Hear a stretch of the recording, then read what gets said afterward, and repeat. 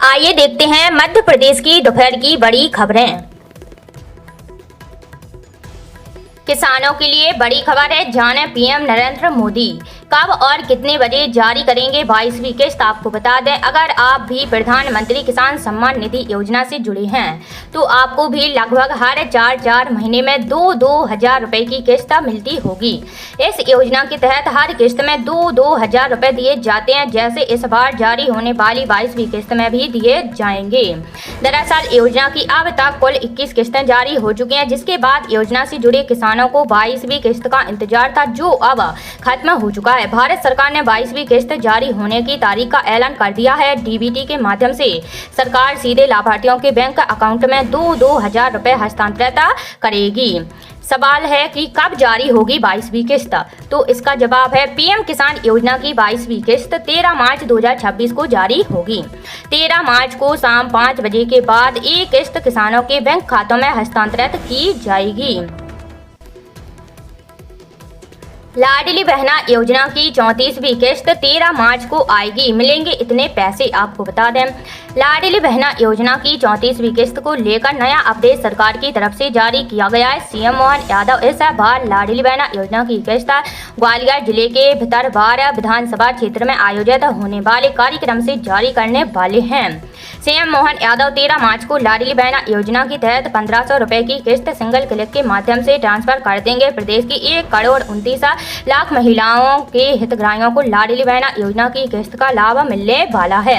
दरअसल ग्वालियर जिले के भितरवार विधानसभा क्षेत्र के घाटी गांव में सीएम मोहन यादव का 13 मार्च को कार्यक्रम प्रस्तावित है, जिसके लिए ग्वालियर जिले के कलेक्टर ने हाल ही में बैठक की थी, जिसमें बताया गया था कि योजना की किस्त भी यही से जारी होगी। रूस से 3 करोड़ बैरल कच्चा तेल खरीदेगा भारत। आपको बता दें, ईरान इजराइल में जारी जंग के बीच स्ट्रेट ऑफ हॉर्मुज रूट बंद हो गया है। ऐसे में कच्चे तेल की सप्लाई बंद होने के बाद भारत करीब 3 करोड़ बैरल कच्चा तेल रूस से खरीदेगा। यह दावा ब्लूमबर्ग की रिपोर्ट में किया गया है। रिपोर्ट में बताया गया है कि इंडियन ऑयल कॉरपोरेशन और रिलायंस इंडस्ट्रीज जैसी कंपनियों ने रूस से तेल के एग्रीमेंट किए हैं। हाल ही में अमेरिका ने समुद्र में फंसे रूसी तेल के शिपमेंट्स खरीदने के लिए भारत को 30 दिन की छूट देने का दावा किया था। हालांकि इस पर भारतीय अधिकारी कह चुके हैं कि भारत तेल खरीदने के लिए किसी भी देश की इजाज़त पर निर्भर नहीं है। हटा में 405 करोड़ 58 लाख रुपए से अधिक के विकास कार्यों का किया भूमि पूजन। आपको बता दें, मुख्यमंत्री डॉक्टर यादव बुधवार को दमोह जिले के हटा में महिला सशक्तिकरण सम्मेलन सह शिलान्यास कार्यक्रम को संबोधित कर रहे थे। मुख्यमंत्री डॉक्टर यादव ने कहा कि लाडली लक्ष्मी योजना के कारण प्रदेश के लिंगानुपात में व्यापक सुधार हुआ है, साथ ही बेटियों के प्रति समाज की सोच में भी सकारात्मक परिवर्तन आया है। उन्होंने कहा कि लाडली बहनों की प्रगति और आशीर्वाद से ही प्रदेश में समृद्धि आ रही है। मुख्यमंत्री डॉक्टर यादव ने सिंगल क्लिक से दमोह जिले के लिए 405 करोड़ 58 लाख रुपए से अधिक की लागत के 13 विकास कार्यों का भूमि पूजन किया है। इसमें लगभग 232 करोड़ रुपए की लागत से हटा से गैसाबाद सिमरिया मार्ग के 73 किलोमीटर मार्ग के 2 लेन रोड के रूप में उन्नयन एवं चौड़ीकरण 74 करोड़ 44 लाख रुपए की लागत से मड़ियादो से वर्धा किशनगढ़ सड़क निर्माण और 48 करोड़ 89 लाख रुपए की लागत से मड़ियादो से राजपुरा मार्ग के निर्माण कार्य का भूमि पूजन शामिल है। फरवरी में दालें 15%, आलू और प्याज 24% सस्ती। आपको बता दें, मध्य पूर्व में जारी युद्ध और कच्चे तेल की कीमतों में उछाल के बावजूद आम लोगों के लिए एक रात भरी खबर है, महंगाई अब भी काबू में है। बैंक ऑफ बड़ौदा की एक रिपोर्ट के मुताबिक फरवरी में अरहर दाल की कीमत करीब 15% और उड़द दाल की 5% घटी है। आलू और प्याज भी 24% तक सस्ते हुए हैं, यानी आम परिवार के किचन का बजट नहीं बढ़ा। हालांकि मार्च में रसोई गैस की कीमत 6% बढ़ने का असर देखा जा रहा है। बुधवार को जारी रिपोर्ट के मुताबिक बीते माह महंगाई 3.3% रह सकती है। यह रिजर्व बैंक के लक्ष्य 4% से कम है। चावल, दाल, तेल जैसी जरूरी कमोडिटी के औसत दाम सिर्फ 0.4% बढ़े हैं। मार्च के पहले 11 दिन में भी इनकी कीमतें औसतन 0.7% ही बढ़ी हैं।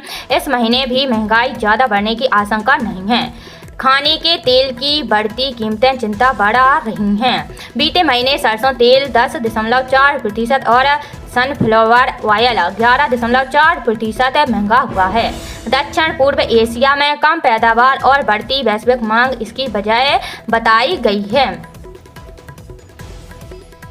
मध्य प्रदेश बोर्ड 10वीं 12वीं की द्वितीय परीक्षा 7 मई से शुरू होगी। आपको बता दें, मध्य प्रदेश माध्यमिक शिक्षा मंडल ने 10वीं व 12वीं की द्वितीय बोर्ड परीक्षाओं की समय सारणी जारी कर दी है। दोनों कक्षाओं की द्वितीय परीक्षा 7 मई से शुरू होगी। 10वीं की परीक्षाएं 7 से 19 मई तक और 12वीं की परीक्षाएं 7 से 25 मई तक आयोजित की जाएंगी। सभी परीक्षाएं सुबह 9 से दोपहर 12 बजे तक निर्धारित परीक्षा केंद्रों पर होंगी। जिन विद्यार्थियों को प्रायोगिक विषयों की परीक्षा देनी है, उनकी प्रायोगिक परीक्षाएं भी 7 से 25 मई के बीच उन्हें आवंटित परीक्षा केंद्रों पर आयोजित की जाएंगी। बता दें कि पिछले वर्षों से मध्य प्रदेश बोर्ड ने 10वीं व 12वीं के लिए द्वितीय परीक्षा प्रणाली लागू की है। पिछले वर्ष द्वितीय परीक्षा में प्रदेश भर से लगभग 4 लाख विद्यार्थियों ने भाग लिया था।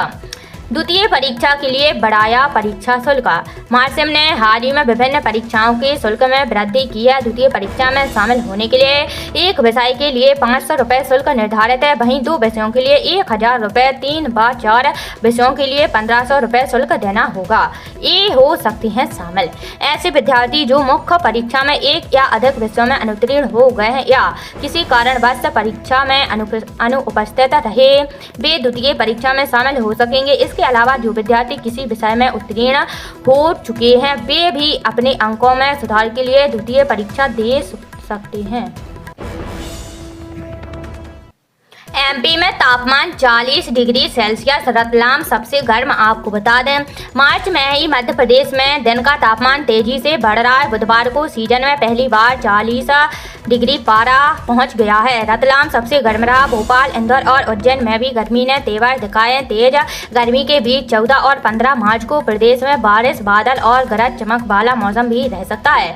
मौसम विभाग ने वेस्टर्न डिस्टर्बेंस की वजह से 2 दिन तक अलर्ट जारी किया है। इससे पहले बुधवार को पूरे प्रदेश में तेज गर्मी पड़ी। 5 बड़े शहरों की बात करें तो इंदौर में पारा 38 डिग्री तक पहुंच गया है। वहीं ग्वालियर, उज्जैन में 37.7 डिग्री, भोपाल में 36.4 डिग्री और जबलपुर में 36.5 डिग्री रहा। वहीं रतलाम में पारा 40 डिग्री रहा। नर्मदापुरम में 39.9 डिग्री, धार में 39.4 डिग्री, टीकमगढ़ में 38.4 डिग्री, खजुराहो में 38.2 डिग्री, गुना में 38.1 डिग्री दर्ज किया गया है। दमोह, मंडला, उमरिया, सागर, खरगोन, खंडवा और श्योपुर में तापमान 37 डिग्री या इससे अधिक दर्ज किया गया है। इस मार्च में पहली बार अधिकतम तापमान रहा।